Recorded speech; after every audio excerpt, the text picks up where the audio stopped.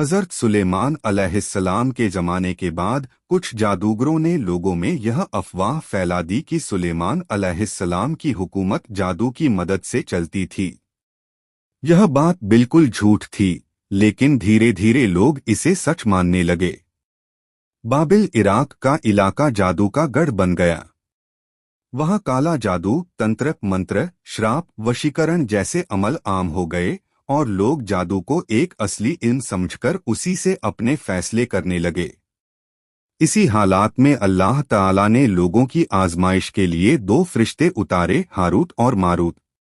कुरान में आता है, और बाबिल में दो फरिश्ते उतारे गए, हारूत और मारूत। अल-बकरा 2:102। ये दोनों फरिश्ते इंसानों की शक्ल में भेजे गए ताकि लोगों को बताया जाए कि जादू असल में क्या है, यह कितना बड़ा फितना है, इससे किस तरह बचना चाहिए, और यह कि जादू सीखना करना अल्लाह के नज़दीक हराम है। उनकी जुबान से हमेशा एक ही बात निकलती थी, हम इम्तिहान के लिए भेजे गए हैं, जादू सीखकर काफिर न बन जाना। जब लोग उनके पास आते तो हारूत और मारूत सबसे पहले उन्हें चेतावनी देते। वे कहते कि अगर तुम यह इल्म सीखोगे तो तुम्हारे लिए नुकसान है, यह फितना है, यह तुम्हें अल्लाह से दूर कर देगा।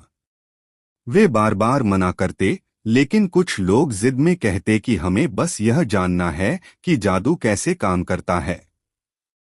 तफसीरों में आता है कि हारूत मारूत केवल उन्हें यह बताते थे कि जादू किस तरह फैलता है, कैसे इसके जरिए पति पत्नी के बीच फूट डाली जाती है, इंसान के दिल दिमाग पर कैसे असर होता है, लेकिन यह सब सिर्फ जानकारी के लिए होता था ताकि लोग समझें और इससे बचें। वे किसी को जादू करना नहीं सिखाते थे। सबसे ज्यादा मशहूर और खतरनाक चीज यही थी कि लोग उससे ऐसी बातें सीख लेते थे जिनसे पति पत्नी के बीच जुदाई तक हो जाती थी। घरों में झगड़े, नफरतें, मोहब्बत का खत्म हो जाना, रिश्ता टूट जाना, यह सब काले जादू का असर माना जाता था।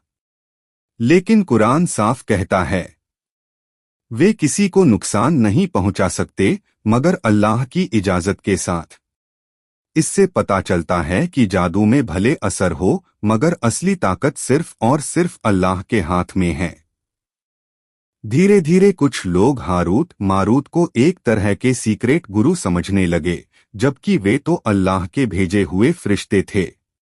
उनका काम केवल सच बताना था, लोगों को नुकसान से बचाना, जादू की असलियत खोलना और अल्लाह की तरफ बुलाना। कुछ लोग चेतावनी सुनकर डर जाते और लौट जाते, लेकिन कुछ लोग जिद में आकर वही बातें सीख लेते जो उनकी बर्बादी का कारण बनती। कुरान कहता है, उन्होंने वही सीखा जो उन्हें नुकसान पहुंचाता था और फायदा नहीं देता था। यानी जादू में कोई असली भलाई नहीं, सिर्फ नुकसान ही नुकसान है।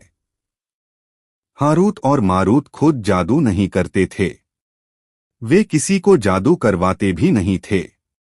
वे सिर्फ यह बताते थे कि जादू कैसे एक फितना है और यह किस तरह इंसान को गुमराही में ले जाता है। उनका काम सिर्फ चेतावनी देना और लोगों को सच दिखाना था।